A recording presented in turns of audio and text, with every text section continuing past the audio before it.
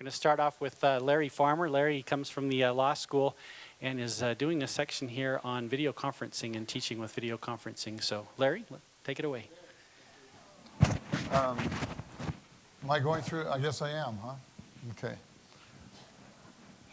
We have been experimenting for probably 6 years now with the use of video conferencing technology, either to improve existing courses or to actually set up distance classes or distance events that we use for various purposes. So what I want to do is just walk you through some of that and then talk about a few things we've learned about what works, what doesn't work in the use of video conferencing technology. First thing is that video conferencing technology, as you probably are all aware, has been rapidly evolving. That a lot of competition, technology is improving quickly. It's moving from specialized equipment to desktop and mobile devices and becoming quite reliable. The quality of both the audio and the video is improved, and it's ubiquitous. It's everywhere.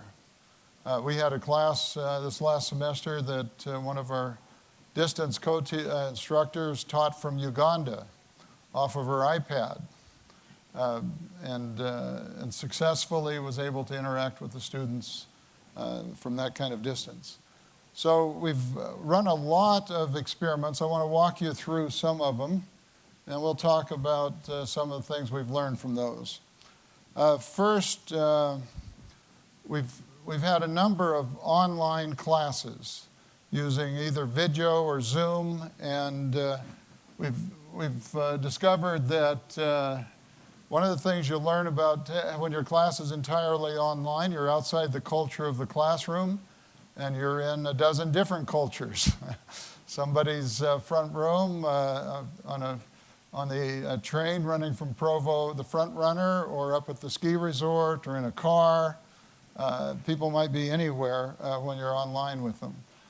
A couple of other things we've learned from teaching online is netiquette is a crucial aspect of the course culture that you develop, because people are coming in from not a classroom but from various settings, and they all have to have a common understanding of what the culture of this class is. Can you bounce babies in front of the camera? Can you eat in front of the camera? Can you kiss your spouse goodbye in front of the camera? Should you have children playing in the background? Should your head be only visible this far onto the picture? Should you be doing something else, obviously, and only tuning in periodically? All of those things need to be established upfront and clearly with students if you're going to have a successful online class. And that needs to be done in the very first class, because if you don't do it at the beginning of the first class, by the time you get to the end of the first class, 9 or 10 of those things that could go wrong have already gone wrong, and it's very awkward then to establish, maintain a good rapport with your students and establish a netiquette set of guidelines. One other thing we've experimented with is bringing the distance instructor into the classroom. Rather than having everybody go online together, we found we can quite successfully bring the distance instructor in from outside. This person lives in South Carolina, teaches interviewing and counseling at the law school, and is very comfortable interacting. This is her career. All she does is work online with different law schools and different groups as an online instructor using synchronous video technology. Now, we've come up with this little design. If you look, this is the room, and this configuration we found to be quite good. That is, if you bring up a PowerPoint, it appears in the middle, and you have the distance instructor on both sides in a monitor, and because of the clarity and the brightness of the monitor, and if I stood next to that wall, my head would be as large as my head is actually, about a third the size of that instructor. So they can see the instructor well. The other thing we found for a classroom like this The instructor has to have a workstation on the other end. We call it a teaching station. Instructor has two 32-inch monitors, and then we need a certain number of cameras to bring the classroom to her so she has a clear view, high-definition view of the class. And then the other thing, of course, and always the critical thing with online instruction, synchronous online instruction, is that you need to have great audio going back and forth. Audio is even more critical than good video in this kind of context. So you bring the three together, a good layout, and then good video, good audio. The interaction between the students and the distance instructor seems to be imperceptibly affected. In some ways, it's affected in a positive way. The spin on that might be that it's negative. The students really want to meet this person after a while. You sort of get acquainted, but you've never met them in person. So there is when they finally do meet, say the distance instructor travels out, it's quite an event to finally see this person live. The distance instructor is always taller than the people thought she would be. The students are always taller, shorter, smarter, whatever, but you get some. The other experiment we've worked with OIT on this. We set up a video communications lab. And the video communications lab is a set of booths that the students can go into. It's a room. They go in, you see students working in there, and that's for online courses or online activities. And in there, these workstations are set up with cameras. The Windows environment is set up so it automatically brings up a browser that will connect them into their desktop video conferencing. We have links. They can go directly to any one of the classes that we have set up for them. And this is a student attending an online class that I was teaching. I'm in my office in this case, and then the students down in the video communications lab. But the students, as you can see, you'll see from some of these, can be almost anywhere. Another little experiment we have, this is a joint class with Duke Law School. The Duke students are on the left monitor, our students are on the right monitor. Now, this worked okay because we could interact with each other, but isn't quite the quality and the size of the image that would be ideal.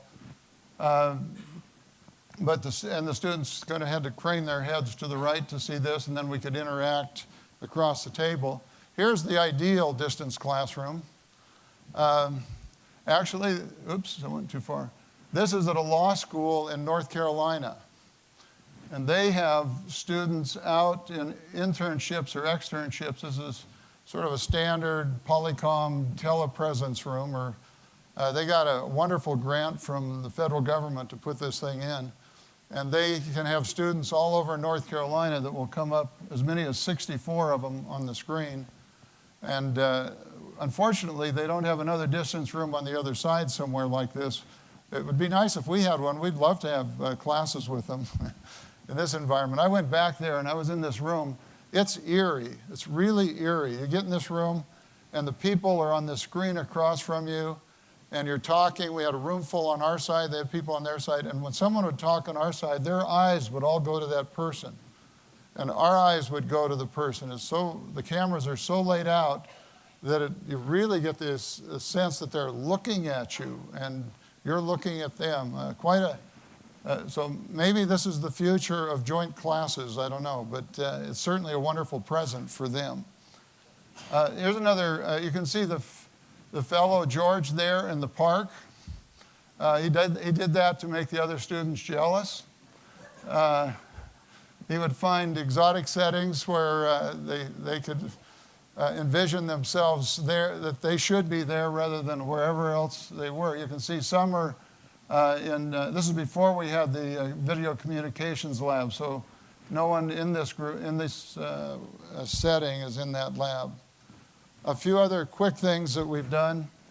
We do group exercises, small group exercises when we have a class. Those work really, they're better than classes. Larger classes tend to be a little harder to manage online than a regular classroom, but a small group exercise is much improved, actually, in an online environment. That was an instructor from Duke working with me and with a couple of Duke students and a couple of BYU students simultaneously. This is a tutorial where a BYU student, a Duke student, and the instructor from Duke is working with them. Anyway, that's just a quick overview. We have the following uses that we've made. Getting expert feedback. Our externships are now enhanced by having students come from all over the world into little seminars while they're out in the summer. Accommodates students who are away. We can have online classes with them. It enhances our instruction in some cases. And then oddly, it cuts down on resource requirements for our technical staff. We can do a lot of things online that they had to use facilities for in the past. Anyway, that's a quick overview. Thank you.